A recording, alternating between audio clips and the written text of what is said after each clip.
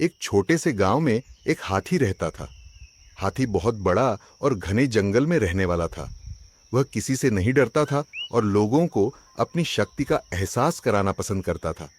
एक दिन गांव में एक कुत्ता भी था। वह कुत्ता छोटा और काफी होशियार था। वह लोगों के यहाँ बच्चों को खुश करने के लिए आया करता था। हाथी और कुत्ता एक दूसरे को पहले नहीं जानते थे, लेकिन एक दिन मिल गए। वे दोस्ती करने लगे और अच्छी तरह से बातचीत करने लगे। हाथी ने कहा, मुझे बहुत खुशी हुई कि मैं तुम्हें मिला। मैं शायद दुनिया का सबसे बड़ा और ताकतवर जानवर हूं।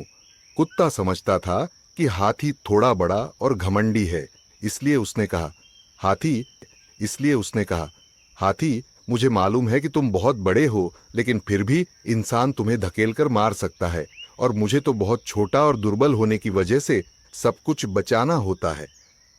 हाथी इस पर हंसते हुए कहा, तुम ठीक कह रहे हो, लेकिन फिर भी मैं कभी बचने के लिए तुम्हारी मदद ले सकता हूं।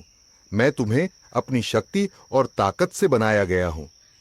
कुत्ता गंभीर रूप से बोला, मैं जानता हूं कि तुम कितने शक्तिशाली हो, लेकिन प्रेम और सहायता देने की क्षमता मेरे पास है। यह सुनकर हाथी सोच में पड़ गया। वह समझ गया कि शक्ति और ताकत के बावजूद प्रेम और मदद कुछ भी नहीं होते हैं।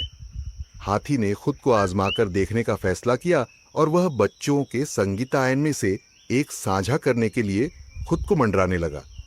यह देखकर कुत्ता बहुत खुश हुआ और उसने कहा, हाथी, तुमने सबके दिल जीत लिए हैं।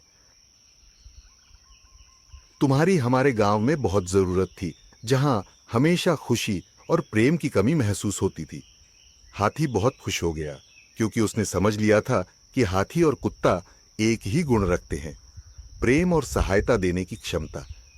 यह बात हाथी के जीवन में एक महत्वपूर्ण सीख थी कि शक्ति और ताकत से भी बढ़कर प्रेम और सहायता का महत्व होता है। Subscribe to my channel.